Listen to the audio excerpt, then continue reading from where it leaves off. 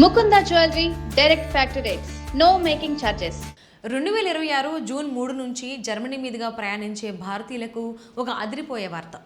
ఇకపై జర్మనీలో విమానం మారేందుకు అంటే లేఓవర్ అయ్యేందుకు ఎయిర్పోర్ట్ ట్రాన్సిట్ వీసా తీసుకోవాల్సిన అవసరం లేదు.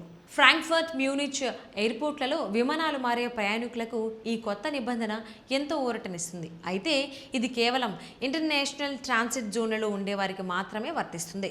నాన్ షెంజన్ దేశాలకు వెళ్లే వేలాది మంది భారతీయులకు ఈ నిర్ణయం పెద్ద భారాన్ని తగ్గిస్తుంది. భారతీయ నిపుణులు విద్యార్థుల ప్రయాణాలను మరింత సులభతరం చేయడమే లక్ష్యంగా జర్మనీ విదేశాంగ శాఖ ఈ మార్పులు చేసింది. గతంలో ఉన్న కఠినమైన ట్రాన్సిట్ రూల్స్ వల్ల ప్రయాణికులు ఎంతో కన్ఫ్యూజ్ అవ్వడమే కాకుండా అదనపు ఖర్చులు కూడా భరించాల్సి వచ్చేది. ఇప్పటికే ఫ్రాన్స్ ఇలాంటి ఆంక్షలను తొలగించగా ఇప్పుడు జర్మనీ కూడా అదే బాటలో నడిచింది. దీనివల్ల పేపర్ వర్క్ తగ్గుతుంది. ప్రయాణికులకు మరిన్ని ఫ్లైట్ ఆప్షన్లు అందుబాటులోకి వస్తాయి. ముఖ్యంగా నార్త్ అమెరికా వంటి ప్రాంతాలకు వెళ్లే భారతీయ పర్యాటకులు ఇకపై ఎలాంటి ఇబ్బంది లేకుండా జర్మనీ మీదుగా వెళ్ళొచ్చు. ఇక్కడ ఒక ముఖ్యమైన విషయాన్ని గమనించాలి. ట్రాన్సిట్ వీసాకు షెంజన్ వీసాకు చాలా తేడా ఉంటుంది. ఎయిర్పోర్ట్ లోపల సురక్షిత ప్రాంతంలో మాత్రమే ఉండేవారికి ట్రాన్సిట్ వీసా అవసరం లేదు. కానీ మీరు ఎయిర్పోర్ట్ దాటి బయటకు రావాలన్నా లేదా నగరాన్ని చూడాలనుకున్నా ఖచ్చితంగా షెంజన్ సి వీసా ఉండాల్సిందే. సిటీ టూర్లు లేదా రాత్రిపూట హోటళ్లలో స్టే చేయాలనుకునే వారికి పాత నిబంధనలే వర్తిస్తాయి. కాబట్టి మీ అరైవల్, డిపార్చర్ టెర్మినల్స్ గురించి ముందే ఆరా తీయడం మంచిది. ఈ నిర్ణయంతో లుఫ్తాన్సా వంటి దిగ్గజ విమాన సంస్థలకు భారత్ నుంచి బుకింగ్స్ భారీగా పెరుగుతున్నాయని అంచనా.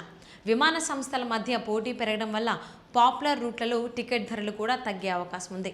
ముఖ్యంగా యూకే వెళ్లే విద్యార్థులకు ఈ తక్కువ ధరలు ఎంతో మేలు చేస్తాయి. అయితే ఎయిర్పోర్ట్కు వెళ్లే ముందే మీ డాక్యుమెంట్లను ఒకసారి చెక్ చేసుకోవాలని ఆన్లైన్ ట్రావెల్ ఏజెన్సీలు సూచిస్తున్నాయి.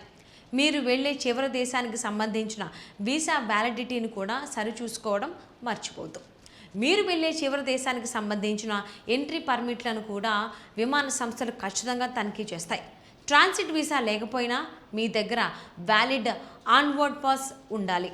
ఒకవేళ మీరు వేరువేరు టికెట్లు బుక్ చేసుకుంటే మాత్రం ఇమిగ్రేషన్ క్లియర్ చేయాల్సి ఉంటుంది. అప్పుడు మీకు సాధారణ విజిట్ వీసా అవసరం అవుతుంది.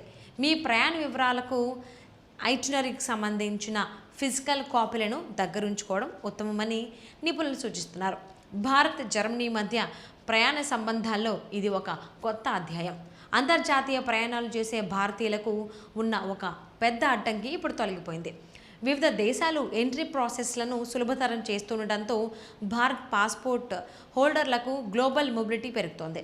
భవిష్యత్తులో వచ్చే మార్పుల కోసం ఎంబసీ అధికారిక అప్డేట్లను ఫాలో అవుతూ ఉండండి. జర్మనీ మీదుగా ప్రయాణించే వారందరికీ హ్యాపీ జర్నీ.